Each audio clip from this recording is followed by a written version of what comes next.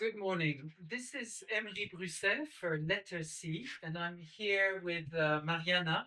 We are in Congo, in the Republic of Congo, in a place called Muyunzi, which is somewhere in the middle of the south, in the middle of the country, at the end of the tarmac road that comes from Brazzaville and reaches uh, native indigenous groups that live here in Congo and some of the Bantu population that also cohabit with them.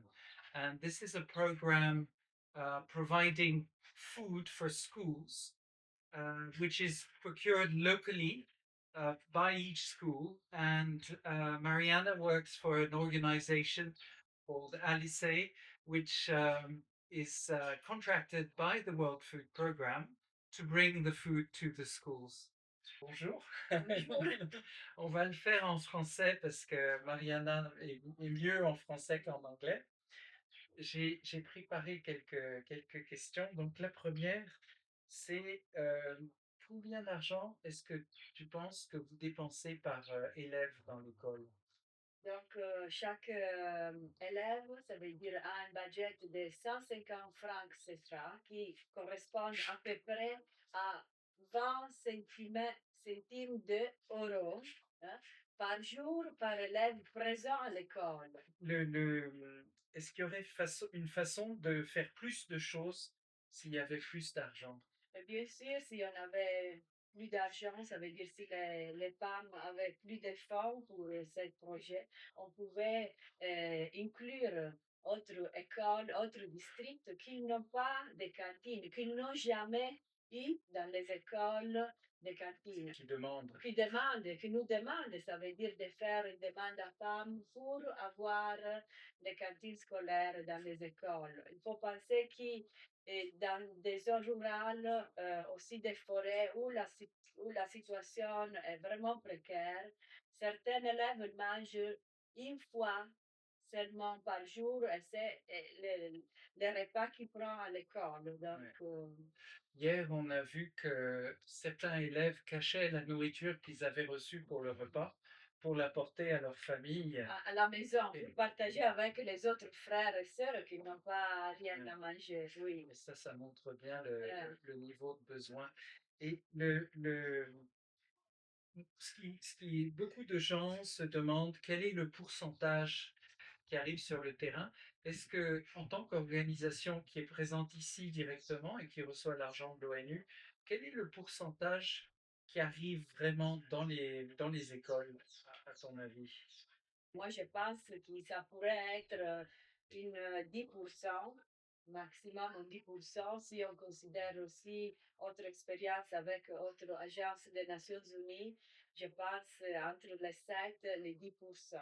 Oui. Ouais, ouais. Moi, j'ai calculé peut-être même plus bas, en fait. Même plus Même bas. plus bas, mais Mhm. c'est difficile à dire. Mhm. Ce qui est très intéressant, en fait, ici, c'est ce qu'on appelle cash-based transfers, les transferts monétaires qui se font directement du bureau financier du PAM jusqu'aux populations. Tu peux expliquer comment ça fonctionne? Oui, et donc les projets à deux fonds, hein, une fond seulement pour la mise en place du fonctionnement du projet. Et ça, ce sont des fonds, des tranches qui les femmes nous envoient après justification, ça veut dire de la première tranche, etc., comme autre bailleur. Pour payer la voiture, Pour les la motos. voiture, les salaires, les carburants de moto, le monitorage, le suivi. Donc, les comités des cantines scolaires dans chaque école sont obligés d'acheter sur place, donc uniquement sur place, des produits à crédit. Donc, et ça c'est une liaison qui est mise en place avec la population locale parce qu'il faut de confiance pour donner un crédit. Ouais, Hein? ouais, ouais. Et donc, ils achètent un crédit pendant une semaine. Aux petits producteurs. Aux petits producteurs, oui, aux petits producteurs du village à côté, du parents aussi qui ramènent les produits, des cuisinières aussi qui ramènent les produits à l'école. Et ils doivent remplir des documents, des factures, des fiches. Ouais, Qui ouais. nous, on va vérifier à la fin de la semaine. Et quand on a tout vérifié, on donne l'autorisation au paiement. PAM, avant, ça veut dire il fait un budget pour 50 jours, 60 jours de cantine. Il calcule le maximum, ça veut dire 150 jours par élève, selon les élèves qui sont enregistrés à l'école, pas qui sont présents, hein, et établit des fonds. Nous avons des agents de terrain qui, avec les motos, ils vont dans les écoles et oui, et ils remboursent les comités de cantine avec des récits, avec des témoignages. Et comme ça veut dire les comités de cantine peuvent payer les fournisseurs, les mamans qu'ils ont donné, les maniocs, les agriculteurs.